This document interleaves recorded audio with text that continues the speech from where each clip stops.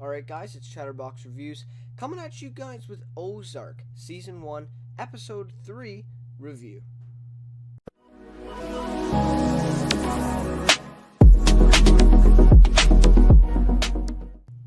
Alright, so pretty good episode here. I definitely enjoyed it. Not as much as episode 2, but not as much as episode 1 really either, to be honest. But it was a good episode nonetheless. A good sort of a bridge episode, I think. It sort of set things up for us. My opinion, I don't really like all the focus on the whole Langmore family and all that stuff, so that's where the episode kind of took a hit for me. But nonetheless, I'm here to review, and let's get right into it. So basically, very beginning of the episode here, we start with a kind of a funny scene where the moving guys leave all their furniture there on the front lawn, and Marty takes out on them. It's pretty funny, a pretty funny scene there, and Wendy even joins in as well, and they get on him. But I'm not exactly sure why they didn't put the furniture inside. I think it's because the buddy there, he already had his furniture in the house or something like that. I'm not totally sure. They didn't take the furniture in, so it's all out there on the front lawn. And then, of course, the kids kind of lay down on the couch. And then, of course, we get the whole thing there about the kids just learned, from Wendy that their dad is the money launderer, and they found out the truth. So basically, that sort of aftermath happens there. The kids, ask Wendy, the mom, if she was trying to pit them against him or something like that, which is pretty smart. I think that is kind of what she was doing, as we already know that she's cheated on him and done some other things. So obviously, I wouldn't put it past her to sort of try that. But anyway, so Charlotte's pretty smart. She kind of figures that out. And, so that was an interesting scene there just to start the episode, kind of a little funny. But the most interesting part of that is we saw the FBI agent, now still without his name, not sure yet, but I'm sure I'll get better with these names as we go, hopefully.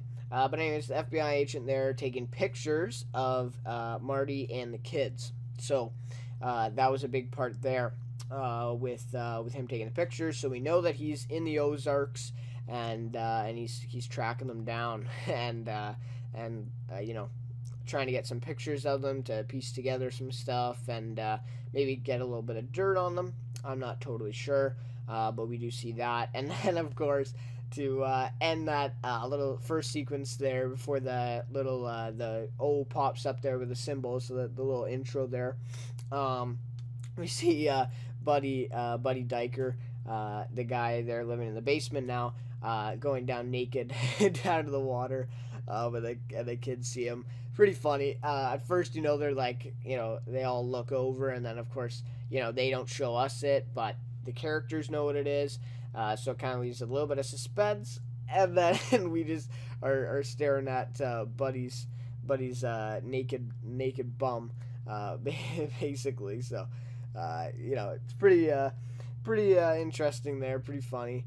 Just to see more of his character and see what he's like. He doesn't really have a care in the world because he knows he's going to be gone in a year to 18 months. So obviously he kind of does whatever he wants, and and I see where he gets off as well, because he's been living there all that time and they are just moving in. So why should he change, right? So yeah, just kind of a funny thing there.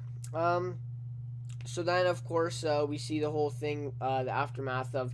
A lot of this episode was sort of the aftermath of things that happened in episode 2. Episode 2 was such a strong episode that, all this stuff just slowly kind of like trickled down and showed us what's happening, basically. I don't know. That's how I feel about it. Maybe you guys really like this one. I'm not sure. But that's my opinion. So Marty took control of Blue Cat Lodge then, as the aftermath of getting punched in the face and knocked out there. And by the way, he didn't really have any mark. He had a mark from his wife punching him there in episode 2, but he didn't have a mark really after getting knocked out. So I don't know about that. I'm not totally sure. Why maybe this episode actually took place a few days after, maybe instead of the day after. I'm not sure. That could be the case, and that's maybe why we don't see any evidence of that. Who knows? So of course Marty's taking over. He comes up with the cheapest gas in the Ozarks or something like that, the deal. And they talk about July 4th coming up, and that's the busiest day of the year and that sort of start of the season, so it's very important. And then this was an interesting thing here, and so Marty gives Ruth the job at the Blue Cat, and obviously we know that she's up to something. She doesn't just probably want the job. And we learn a little bit later, her plans as well. So basically, Marty hires her, and then Ruth's kind of blackmailing him about the whole money laundering thing, about how he told her. And this is again why I said in the last review, this was a dumb decision for him, to be honest. Maybe that was the only way he was going to get his money back. But telling the Langmores something like this information, I don't put it past them, for them, if they get in trouble, they get arrested, to then go snitch on Marty here. So it's really not the smartest thing in my opinion, but like I said, maybe it was the only thing that would work to get his money back, and it obviously did work. So anyway, so basically Marty just makes Ruth, they go to the bank here, and he deposits money to Dell, I think, or maybe just his own bank. I'm not totally sure. So then if he gets caught, and then of course he gives the bag to Ruth, and then she puts it in. So then of course he points the camera, tells her all that if he goes down, she'll go down with him for making that deposit there. So kind of a really smart, like quick intelligent thing there for Marty to do that and figure that out. And yeah, so then Ruth is just washing dishes for minimum wage. I think he says that line too. Why you want minimum wage washing dishes or whatever. So obviously she's up to something. I think Marty knows that. But obviously he kind of sees potential in her, and knows that she's not a perfect girl. So I think he's gonna definitely take advantage of that, of having her work for him. So yeah, that was interesting. Then we have this kind of interesting, peculiar scene here with Wendy. How she goes to the grocery store there for this, this pistachio ice cream. Excuse me again.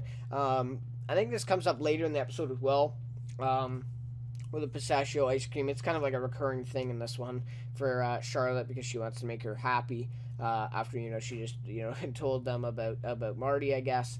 So she goes to this grocery store to get it, and she's followed by this black SUV truck on her way there. And it actually pulls up right close to her in the parking lot there at the grocery store. So this was an interesting one for me, because I kind of put down here, was it the cartel? And that's what I thought at first. But when she comes out of the grocery store and she goes back home, they're not there, right? They didn't follow her from the grocery store, and they didn't really look like cartel guys. But then again, like, they could be. So I was really kind of confused about this one, to be honest. Didn't really understand who they were, sort of what they wanted. And it may have just been a fluke, maybe this just shows that she's paranoid a little bit, that she thinks that people are following her, and that could be it, I think. Because if it was the cartel, she would have told Marty or someone, right? She would have, said, the cartel's here and following me, right? So I think it was to show sort of her paranoia developing there in the Ozarks. But we'll see down the road. Maybe it comes up again. Not sure at this time, but yeah. So it'll be an interesting one to follow through the next couple episodes. We might see that. So then, and as always, with this show, I'm just gonna go chronological order here. So obviously, I'm gonna leave a couple things out here and there, but for the most part, trying to cover the bulk of it. So of course, Charlotte gets the job interview, and it was kind of cool as she goes on her phone and gets in 5 minutes or something like that. And then later in the episode, there, Marty, says to Rue something like, "Oh, my daughter got a job interview in 5 minutes." something like that. And then of course Ruth says, she doesn't have the rap sheet, I do, right? So kind of makes sense there. Of course, not many places looking to hire a criminal, right? Especially one that is a thief, So that's that. Sonia Troy gets the job interview. She's in there. Marty drops her off, and it's going well, and it looks like she's going to get the job. But then she basically blows it off, for another purpose. Now, for this, I don't know if she still got the job. I don't think so. I think she just walked out, and that was it.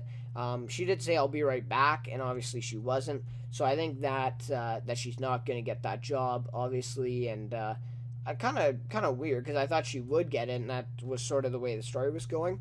And then that she would be also helping out Marty and Wendy with the expenses down there in the Ozarks. So, anyways, basically why she drops the interview then is because she sees the two Langmore boys there who threw her off the boat. Yeah, so basically that's a really interesting scene there. The older boy there is on a skateboard, and she goes up to him, and because she sees them through the window, right, of the store that she's applying to there, and she goes out and gives them a good punch. A lot of the women in this show are throwing some good punches here already. Wendy and now Charlotte. Yeah, so she punches the older boy and basically gets her revenge, and obviously really nice for Charlotte after she got tricked like that. I don't really feel that sorry for her though. I mean, she goes with two strangers on a boat ride in a place she doesn't know. Kind of a little sketchy, like you'd think, but that's good that she got her revenge, got back at them, and it's good. He got what was coming to him, so that was good. And Marty's really impressed. It was pretty funny there when she got back in the car, and then they of course leave, and that's basically that. So interesting point there for Charlotte. And then I'll just touch on this like a little bit. It was just a little small part of the show. But basically the son, Jonah, watches this cartel video after, he's told that his dad is with this cartel and he launders money for them. And then he, shows it to Charlotte, and, Marty walks in on him and asks if he's watching porn or something like that, right? It's kind of a funny scene there. And then, he says, no, I'm not doing that or whatever. So it was kind of interesting a little bit. It was kind of weird that he was searching up those videos and watching them, but he just, I guess, wanted to know more about his dad and what he does. But his dad doesn't do any of that sort of stuff that he saw in the videos, obviously. It's quite the opposite. So kind of interesting there. So then we, and again, like I mentioned already in this episode, the Langmores was a big part of this episode, which wasn't my favorite, but I guess helps with plot development there. So basically the two Langmore uncles were fighting, or I guess Ruth's uncles, and I'm not totally sure what the whole deal is there. I know Ruth's dad is, I think, in prison or something, or far away. He's not there. So Russ Langmore, I think, and Boyd are the two uncles there, and then and I think Ruth and the two Langmore boys they're siblings. I think that's how it goes there. And then we see the two are fighting there, and then the younger boys go up to the roof to get away from them, and so it kind of shows the kind of life they have there at their house. Kind of unfortunate there a little bit. And then Ruth and the older kid sort of have like a bonding moment over there up on the roof when she gets back. And, they talk about, being the smarter ones. And we find out that the older kid actually, is reading a book. And he actually is, pretty smart for what kind of, family he's in and where he's living, right? So kind of interesting scene there. Got to see more of them. And then, of course, see that, what it's like there at the house or trailer, I guess. I don't think it was even a full house there.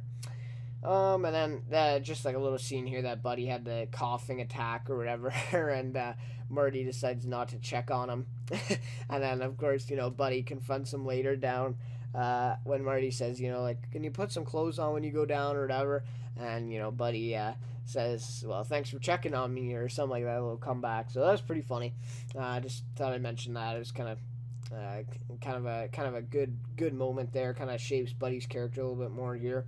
So we had the whole reoccurrence of the dead animals showing up on their yard, and the vultures are there. And then of course we see after I think it was the second animal showed up, then the Langmore, the two boys came by on the boat by the river there, and the younger one is giving Wendy the middle finger, and I think Charlotte was like behind her, maybe in the house there. I don't think they were just giving it to Wendy, but they put the little one gives the middle finger to them, and kind of interesting there, but it, of course, shows the background of the Langmores and how mean they are, and sort of how redneck sort of thing there, of course. So I thought that was kind of interesting, and probably another stolen boat, of course. And then we get this big part, pretty interesting actually. So the FBI agent Trevor Evans, who we did see in earlier, even in episode 1, I think, confronts Marty, and basically tells him about the truth about Bruce and how he was an informant. And so, of course, this comes to surprise Marty. He had no idea about it, but we have known about it since episode 1, so it's kind of interesting there. They're playing on the perspectives. And then Marty and Wendy play a joint front here, which I was surprised a little bit about. But they play innocent, and they basically tell him nothing. Basically act surprised about learning about Bruce and all that stuff. So kind of interesting there. I didn't expect Wendy to be able to play along like that, but obviously she's used to it, I guess, and she's probably going to be doing a lot more coming up in the next in the next rest of the season here. So yeah, but that was pretty interesting scene, kind of scary. It shows us that there is enforcement there.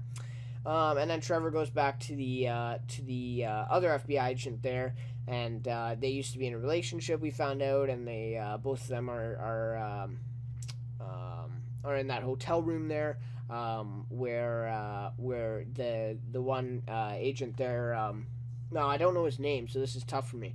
But that the one agent there has all the pictures up, and he's sort of mapping out the case or whatever.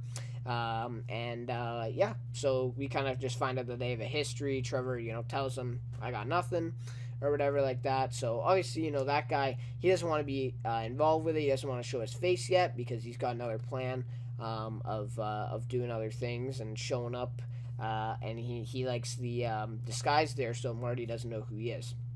So kind of interesting there. And then Trevor is flying back. So I'm thinking now we won't see him again for this season, but I may be wrong. He might come back at some point. So yeah, I mentioned this of course already. Wendy and the pistachio ice cream. She goes off on that big the kid named Alex there at the supermarket. It's kind of funny, but it kind of shows it's much more than that. How she feels insecure about where they are now, and sort of takes her anger out on him. But it's obviously not his fault. There, so it kind of shows how she's feeling there, along with the paranoia that we saw earlier. And so this was a big thing here that I want to talk about, like the sleep deprivation sort of part of it, how Marty's not getting any sleep because he's trying to figure out, how to launder more money and what places he could invest in and become, get ownership in. And it's a big one for him, obviously to save his family. He's got to, get $8 million cleaned in, a certain amount of time here. It's a short time period.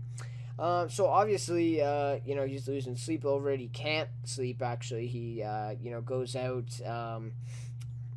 goes out in the middle of the night and falls asleep on that boat too. And then he joins like a church service or something on the water in the morning. It was kind of a interesting scene there, kind of weird. I mean, it didn't really help the episode at all. Just sort of was a scene in itself. So that was interesting there. So then, he's not getting any sleep, and that was the whole episode was kind of based around that for him. And then, of course, the title we got for this one, My Dripping Sleep, was correlated with that as well. So obviously showing us what they were trying to get across here with Marty, not being able to get any sleep, stuff like that. So then we can sort of get Wendy's storyline a little bit more here, how she's helping the real estate guy with his business, and she just comes in and decorates the house and is selling the house to that new couple. So kind of interesting there, and the guy said, my mom's gonna kill me or so, something like that. So it's kind of a funny scene there to see, and that's maybe what she's going to be doing now. It's that real estate thing. She seems to like it, so that's good. Hopefully she gets a job and she helps Marty out here.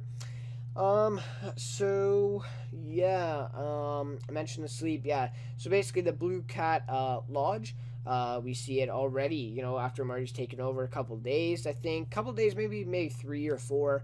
It has more customers, and he's putting up that new sign. So things are going well there at the Blue Cat Lodge.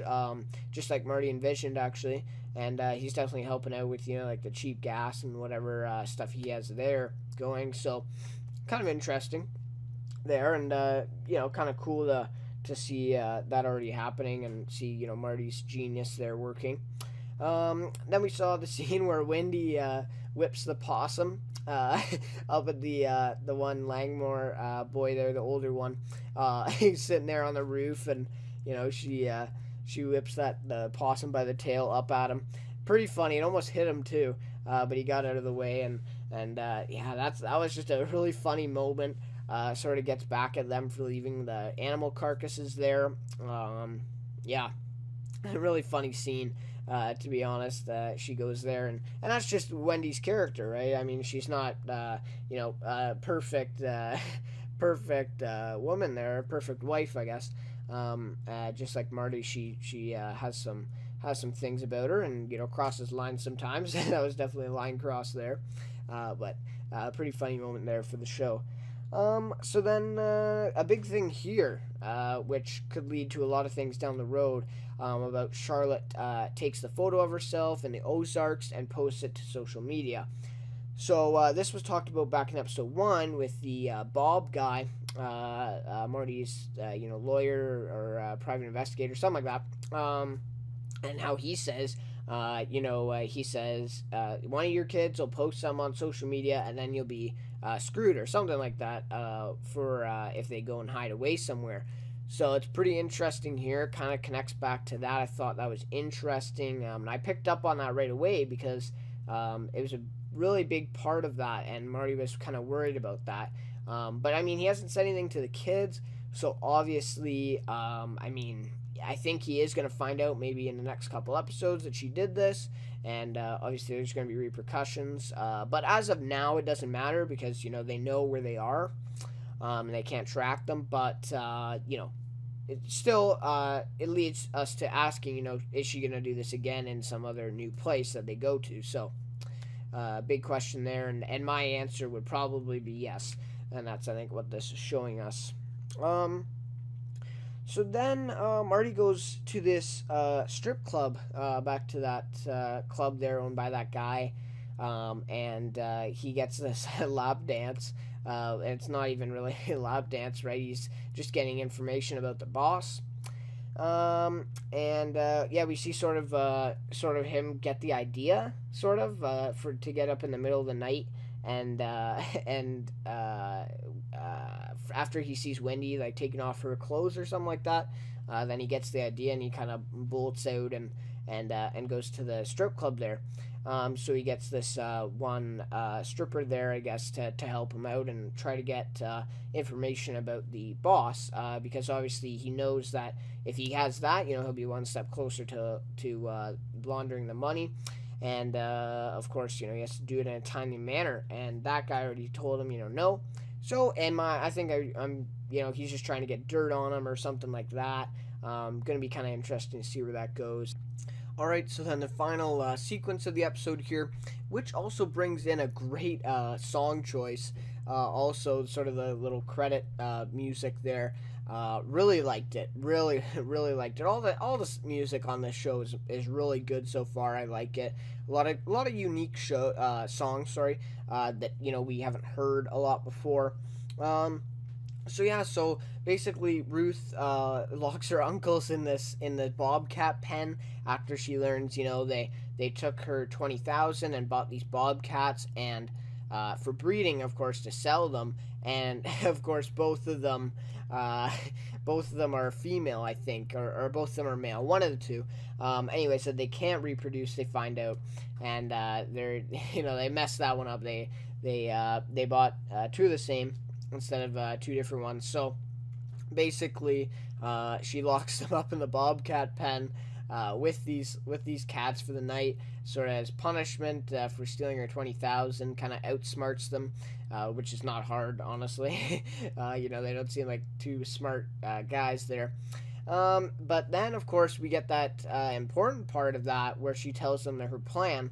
The plan is that she will learn from Marty about how to launder the money, because she knows what he's trying to do here, about how to launder the money and just sort of be a successful person within that business, and then she's gonna kill him. So pretty interesting development there, and obviously Marty's main character here, we don't want him to die. But I really like Ruth's character right now as well. So, this is creating a little conflict in the show for a lot of viewers, I bet, to see sort of this happen and say, that she wants to kill him. So, going to be interesting to see what happens here in the next little bit. We may not even see the repercussions of this in even this season, but, there's still a long way to go, so we might. But a very interesting scene here, and we learn what her plans are for Marty and for the rest of the present times here. So that is just about it. I think I missed a couple things. Like I say every time, I kind of remember things as I'm talking about other things. But as of now, nothing really more to mention. That basically wraps it up. Like I said, the Langmores wasn't my favorite part. I mean, they sort of stressed out what kind of people they are over and over again. To me, it just kind of seemed a little bit of an overkill, but that's just me. I mean, I think maybe a lot of people like maybe the Langmores even as much as the whole Marty storyline. It's definitely interesting, definitely a good storyline, very interesting. So now I'll get into my rating for this one. And as I've talked about before, I've touched on this. But basically, this one didn't get that high. I gave this one a 3.4 out of 5. So yeah, not that high. To be honest, not my favorite episode, but I enjoyed it. Like I said at the beginning, I think it was more of a bridge episode, sort of showing the after effects of a great episode 2, and sort of bridging the gap to episode 4 here. And I think episode 4 is going to be a good one, so we'll definitely watch out for that. I will probably be watching it right after this. I mean, I am pretty hooked on this series already. So, that's good. That's all the shows can really ask for, to hook viewers and get people to watch. And hopefully they enjoy it. So, yeah, 3.4 out of 5 for this one. Not that high, but sort of the Langmore stuff I wasn't really too interested in. I'd rather see more of Marty and the family and what he has to go through to launder this money. More of his stuff. But like I said, probably the rest of the season will all be that. And this was just, an off episode. So, I'll take it, no problem here. But definitely excited for the next episode as well. So, now I'm going to get into my favorite character. So for this one, since it was a little bit more the Langmore family was a little bit more based around on this one, I am going to go with Ruth Langmore as my favorite character for this one. Probably to be honest, it probably was Marty, just in the scenes he had, especially with Ruth. But I like to mix it up a little bit and get some different characters so I can talk about them. So Ruth Langmore is my favorite one for this one. I just, she's really smart. Her and Marty are kind of alike. They're really quick and smart, and they know what they're doing, kind of sly. Both are kind of, obviously she's a little bit more worse, than he is, sort of a criminal, I guess if you call it. I mean, she's a thief, sort of. But yeah, so she's, obviously farther on that spectrum than he is, but they both sort of have the same sort of, sly quick like things that they do that they get to before anyone else, and they sort of are able to trick people and get under their skin, stuff like that. So just kind of really interesting there, and I'm definitely excited to see where Ruth's character is gonna go. I really hope that she sticks around for like past this season, because I think exploring that character would be great. And I think she, that character can go a long way in the show. I really see her and Marty kind of getting together here, in a way maybe, and working together on things, just because they can help each other out, so much. So yeah, so it should be pretty interesting in some the coming episodes, and see where that character goes as well. But that just about does it for me here for Ozark Season 1, Episode 3. Yeah, I'll see you guys next time for Ozark Season 1, Episode 4. Nobody speak, nobody get choked.